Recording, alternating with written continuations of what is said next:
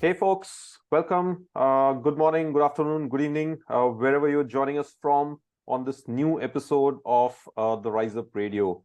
And today we have Ina Horvath with us. Ina, did I pronounce your name correctly? I hope I did.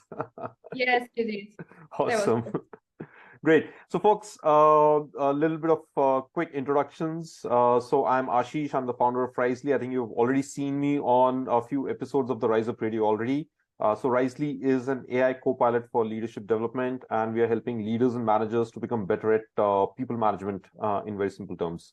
And Ina, can I invite you to introduce yourself and what you're doing to our audience today? Yeah, sure. So my name is Ina Horvath, just as you mentioned it, Ashish, and I'm a learning strategist at Elai, a video generation platform for L&D specialists. And apart from managing the learning function, my job also involves working closely with the product team to make our platform as useful for L&D professionals as it's possible. And I'm also head of Elai Academy, a source that we just launched this week that is aimed to help L&D specialists to upskill their practices and learn some new techniques in approaching the content. Awesome, folks. So you can guess what the topic is today. It's definitely learning strategies, but it's not learning strategies for today. It's actually learning strategies for the future, right? So that's what we're going to discuss today with Ina.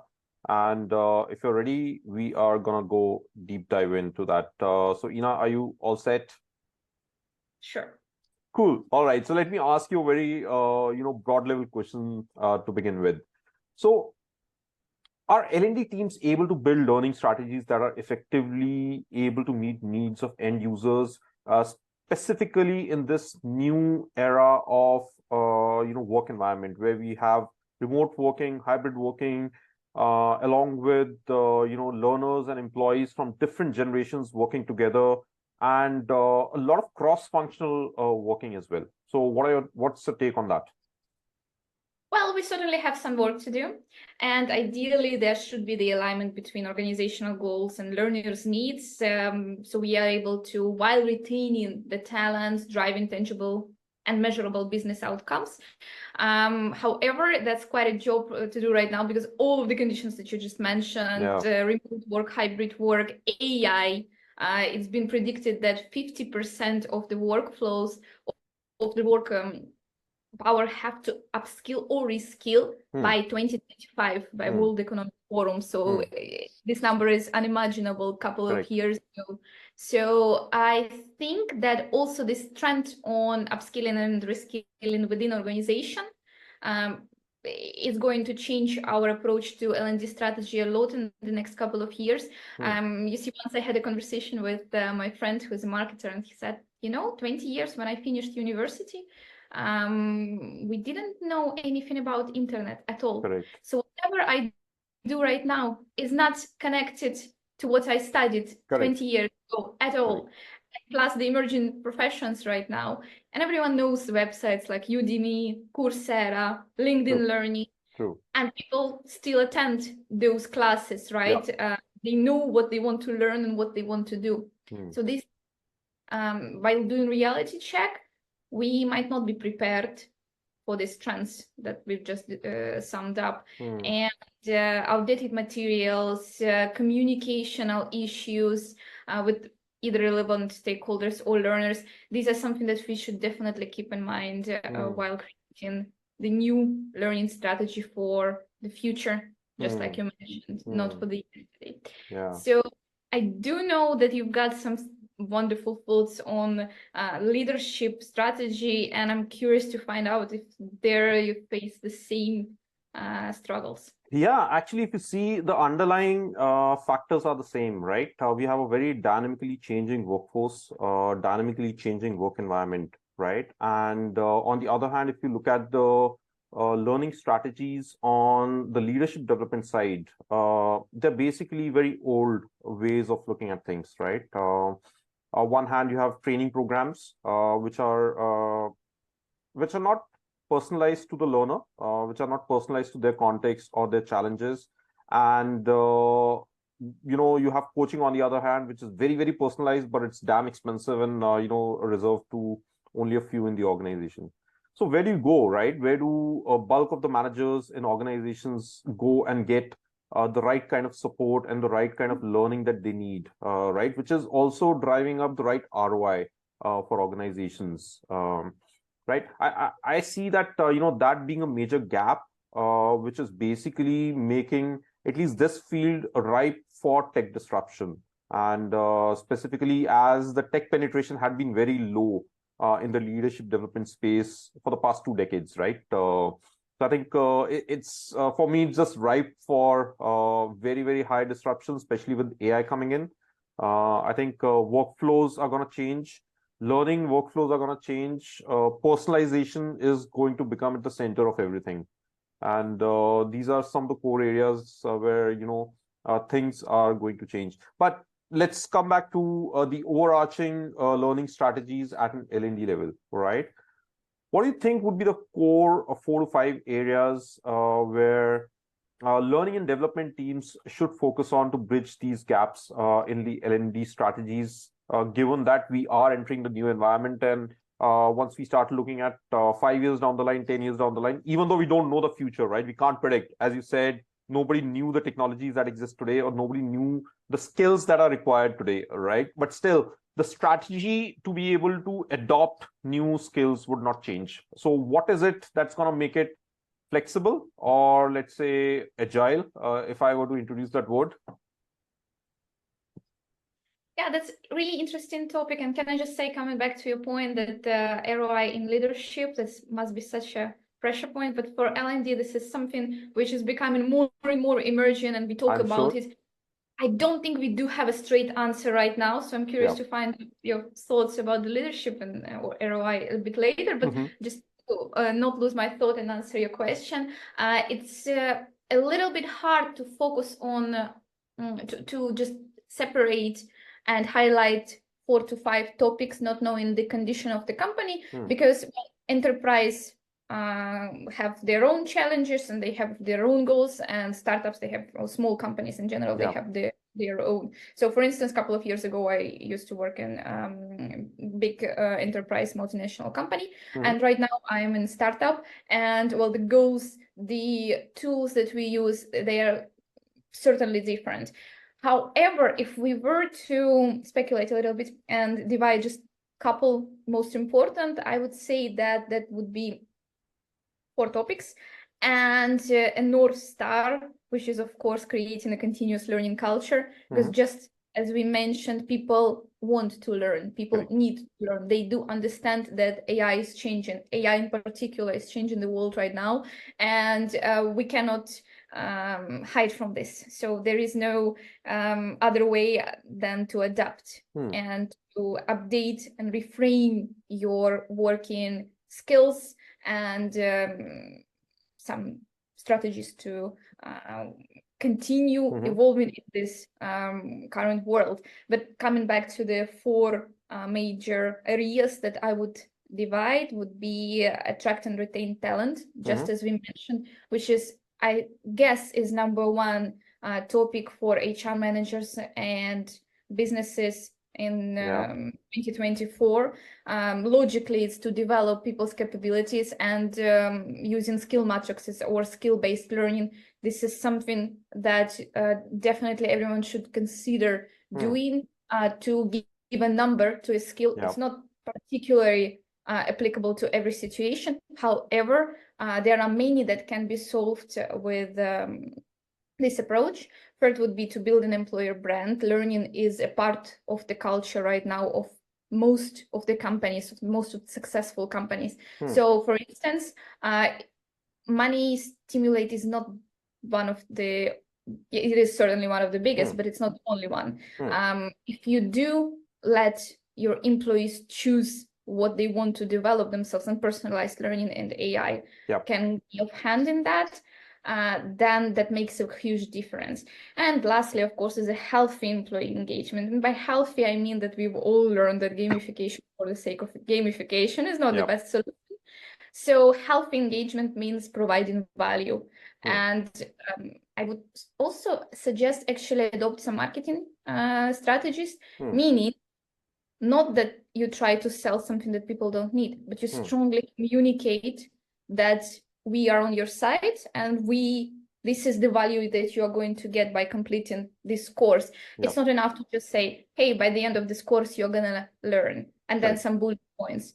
Currently, people need more. They need communications, and again, AI can help with that. Scheduling of the messages, personalized learning paths. This is something that is worth to take a look for every L&D manager, learning strategist, and in general, this is the future that is coming. Oh, interesting. And if you see that these are recurring themes, right? And you were talking about ROI. So let's dig deeper into ROI question, right? Yeah, why not?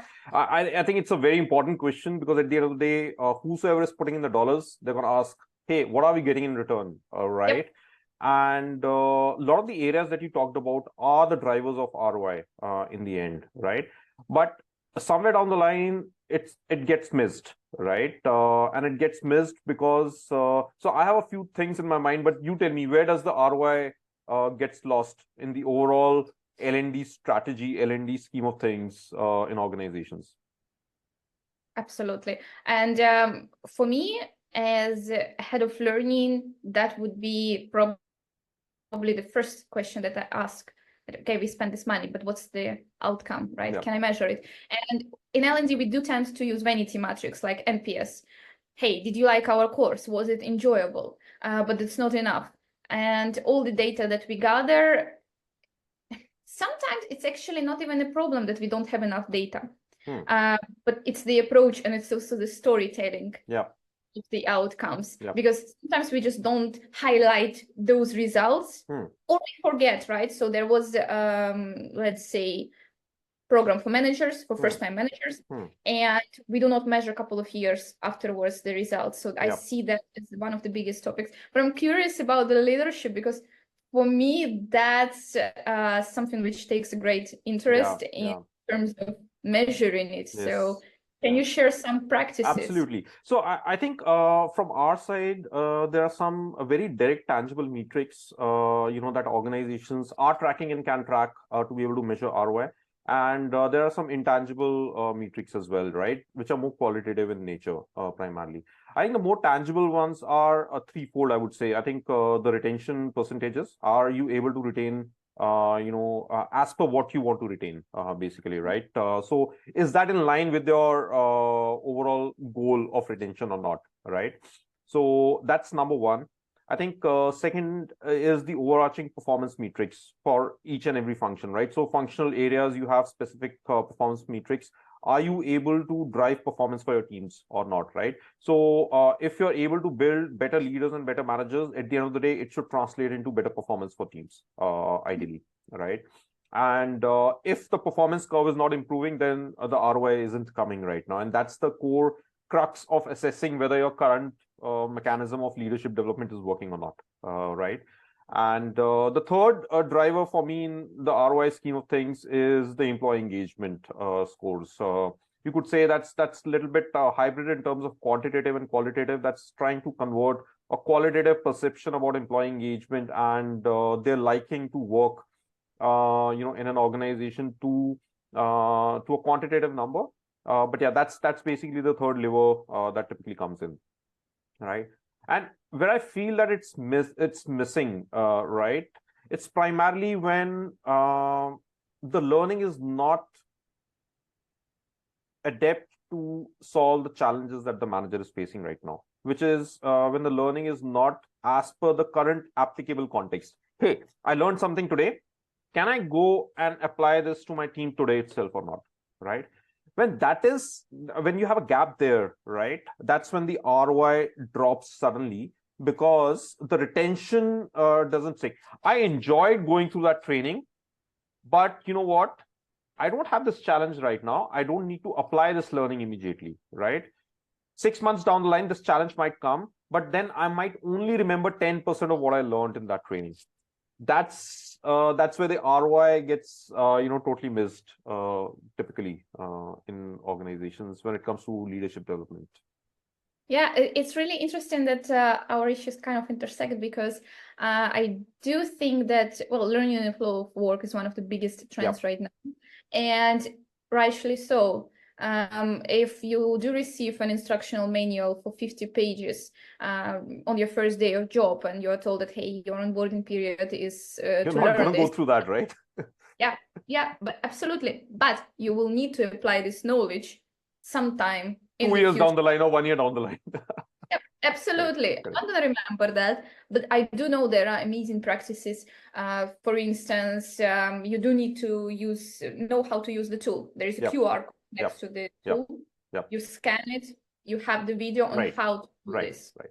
That's in the moment. That's basically in the flow of work. Learning, which is basically more sticky, because you need that skill right then when you need it, right? Primarily, right? Absolutely. Yeah. So looking at all these aspects that we have discussed so far, right? What role do you think technology can play to be able to create future-proof L&D strategies going forward? Well, I'd say that we all know by now that technology can do a lot of things in terms of content creation, curation, data analysis, and evaluation in general. However, I think that AI can support any of these processes largely. You just need to know how to use it. For instance, when it comes to content, it's not enough to just type in. I remember just when there was the buzz around AI just started, and there were all of these websites where you could just type in, I need a course on talent management. And you could have 10 pages of text, maybe with some clickable exercises and quizzes if you're lucky. But that's not enough. We all know that's not enough. And we all know that on a long term, these products are not going to be used. It's some fancy, shiny tool that you're going to use and forget it the next day, right? So what I think is important is to learn how to leverage technology in the ecological way. And AI is certainly going to, let's not speculate on what percentage of our job is going to ease.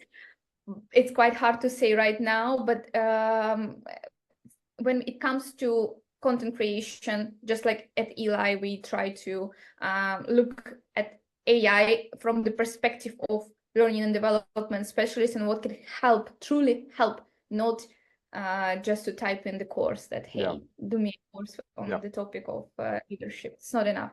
So when it comes to also learning evaluation, for instance, we do tend to say that it's not enough data in L&D, right?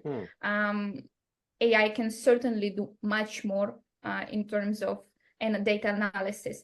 It can process the data that human can never do, the amounts of data. So these insights are crucially important, and I strongly recommend taking a look at data analytics with AI. And you don't need to invest much. You just need to give it a try to ChatGPT, because there you can upload some documents. But also be careful with that, because free tools, they are quite, well, there's always a caveat behind them, right? Yes, absolutely. So, but also content curation is a big part of it. And technology certainly can help with that when it comes to updating the courses. There are organizations with thousands of courses, but not all of them are used just because they are outdated. And localization is another question, right? I mean, I do know there was a case where in one country there were several regions with their own special words that are not used or used differently in another area, but they have never been localized, just because that, imagine one course and some product update, and to create a full new course to check high translators, and that's all time consuming. Well, not anymore. So AI can certainly take that from your shoulders as well. And I don't say that this can be replaced by AI. There still has to be a person who checks the content. So it's not about losing your value as an L&D specialist. It's about gaining more value in doing your jobs faster, better, and just as we mentioned in the beginning, aligning these business goals with the learner's needs. So you basically focus on the more strategic parts and let go of the transactional parts, right? Which are more mundane and they take away your bandwidth from strategic aspects primarily, right? Absolutely, absolutely. So you're doing what you're supposed to do. You are communicating with people, right? We are people's people. So I would love to ask from your side, is there anything that you can add? And I'm curious about your view on tech and leadership. Oh, absolutely. I think primarily, and that's been the core focus behind Risely as well, which is how can we bring tech to a segment which is very, which has very low penetration of technology, right? So we basically have three major pillars on which we are working on. The first is definitely hyper-personalization, right? If you look at an organization, right, you have 100 managers, 200 managers, 300 managers, and each individual has their own context. They have their own challenges. They have different team members working with them, and they have different challenges with each team member, right? So we believe that one training program can't do justice to two of them, let alone 200 of them, right? So you need a personalized view of what person A needs to learn versus person B, right? I think that level of personalization only tech and AI can bring in, which is understanding, hey, Ina, what's your profile like? How much experience do you have? How many people management experience, how much people management experience do you have? What challenges are you facing with your teams, right? What are their personalities, right? Looking at everything, what are the skills that you might be missing, right? This taking from point A to point B and understanding and creating those learning journeys, I think that's the cornerstone for us, which is, I think, a tech and AI layer can do much faster and better manner than what it is currently. Second is, the content behind it, right? Say companies have 100-page, 200-page manuals on leadership development. They have content a lot, right? But what's going to solve your issue today is not that 100-page, solution, but one page out of that 100. And what is that relevant one page that you must get today? I think getting you the right solution today in your fingertips, is basically where tech can do it much faster than humans can, primarily, right? Which is basically bringing them in the flow of work, primarily. Absolutely. Yeah. Oh, sorry. Apologies. No, go ahead. Yeah, I would just add to your, I love the approach that you get to know the learner, and I would just add to your point that the ultimate goal when it comes to choosing the right tech is not to fall in love with the solution. It's not getting something very nice and shiny and something that takes, hey, I'm going to do all of the job for you. That's not how it works. You need to be an analytic. You need to just take a look at the tool analytically. Is this helping the problem that you're going to solve? And just like you mentioned in your example with analyzing the current managers, so what is they are not going to have the same issues. I would say just a couple of examples here. What we helped at Elai to taking a look at the, let's say, product training. If anyone here from our listeners is an instructional designer, just like I used to be a couple of years ago, probably you realize you would relate to the example that I'm sharing. Most product trainings, especially when it comes to software training, these are just, very simple, very basic screencasts with a person for a very long time, just because not everyone has this opportunity to explain in the shortest way possible the flow of what you're supposed to do. Usually, and this is what I faced multiple times. For instance, we had a case where there was 160 videos, each of them 1 hour long, and I was supposed to edit them and to create product training for onboarding of the new customer success managers. And you can imagine that the NPS and in general, all the reviews that we had from the learners is that, well, it's time consuming. It's super hard for me. And so problem here is that it's harder for SME to create content than it would be for a learning specialist, but learning specialist might not know all the details, all the nitty-gritty details of the product. So the solution could be here that, for instance, by using Elai, you could create voiceovers. You could summarize the information provided by SME, where Avatar explains to you with the same screencast, but do it much faster. You can also do, you can do simulations. So let's not just explain that, hey, click here, then next click here. Maybe you will need to do this, but in this case, that's not an... You are not going to fulfill the 2010 principles that we are trying to adopt, right? That learn by doing. So with simulations, that could be quite easily resolved. And I think that a lot of people would appreciate the opportunity to actually do something and to practice, just like you mentioned in the beginning, that what am I supposed to do with it? When can I practice? It's cool, but what's my deal in this? In terms of, let's say, sales enablement, same topic. If you do know that your trouble is communicative aspect, then what you do normally is you would send some tests or some information on how to work with no, right? How to work with file. What you can do with AI and with tech in particular, you can create personalized branching paths. For instance, you've got your avatar talking to you as if he is a client or she. And you would get feedback based on your answer that you choose. This way of practicing decision-making skills is truly what elevates the learning. And this is what we would all, so this is the contribution to the continuous learning culture that we've just discussed. Absolutely. Yeah, and just to finish my thoughts on the third pillar that we are working on is for sure trying to make leadership development scalable and affordable, right? So that it's not only for one particular section of the organization, but for every manager who needs, who's working in the trenches and they need support. They have never got a good training, or they've never been taught how to be a good manager or how to manage teams before, right?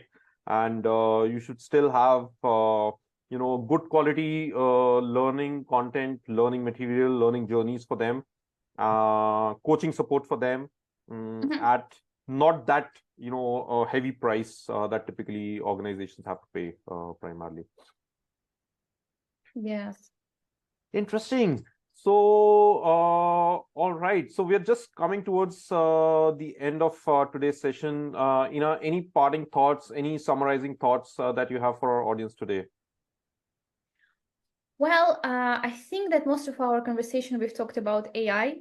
So my last thoughts, I would like to just make it as encouraging, my message as encouraging as possible to go ahead and give it a try. And there are so many wonderful platforms to start your journey. And it doesn't have to be that the goal in adopting AI is not to substitute human. We know that it's like your thought partner.